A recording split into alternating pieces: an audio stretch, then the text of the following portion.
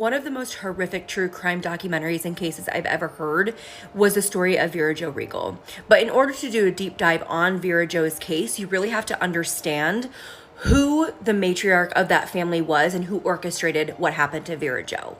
And that person is Cheri Brooks. So today we're going to do a deep dive on Cheri Brooks and how every system put into place failed her and then ultimately led to the demise of Vera Jo. So let's get into the deep dive of Cheri Brooks right now.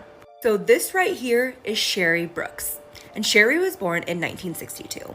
Cheri was not born into an amazing family. In fact, her father was incredibly abusive, and the types of abuse were extensive, but one of the main types was SA. And so at the age of 3, she went into the foster care system. For whatever reason, Cheri Brooks was returned to her biological mother at the age of 16. Now, relationships with your own family members, specifically a primary caregiver, are super complex. But when she was 16 and returned from foster care, she continued that relationship with her father. And so you have to have empathy for Cheri being a child and not being able to consent to that.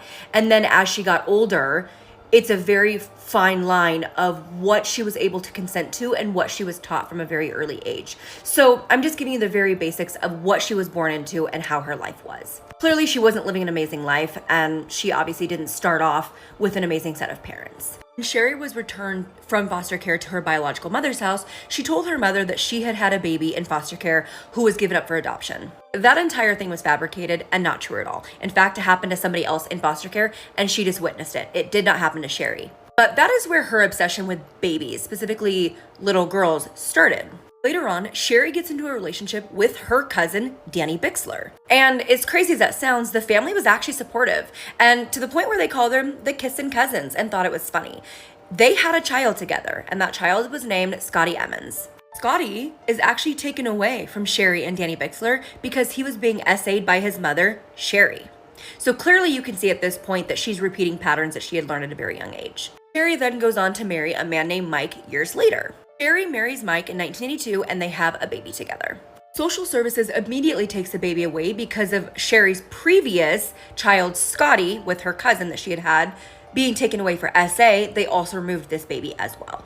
That child is then removed from custody because of abuse allegations. But a year later in 1984, her and Mike have another baby. And that baby is also taken away almost immediately by social services. She doesn't regain parental rights to those kids, but then goes on to have another child. In 1986, Cheri has another child, but this time a little girl named Maria.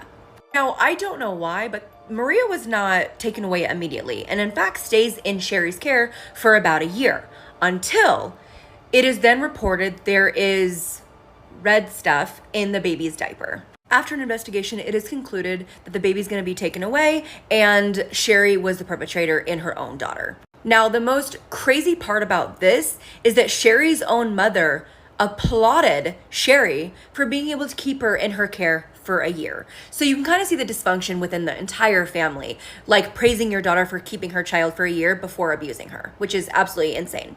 Cheri then gets pregnant again, and this time she has another baby girl, and she names this one Cheri, who is taken away immediately again. I don't know how this isn't clocked within the first 1 or 2 children, but it's not.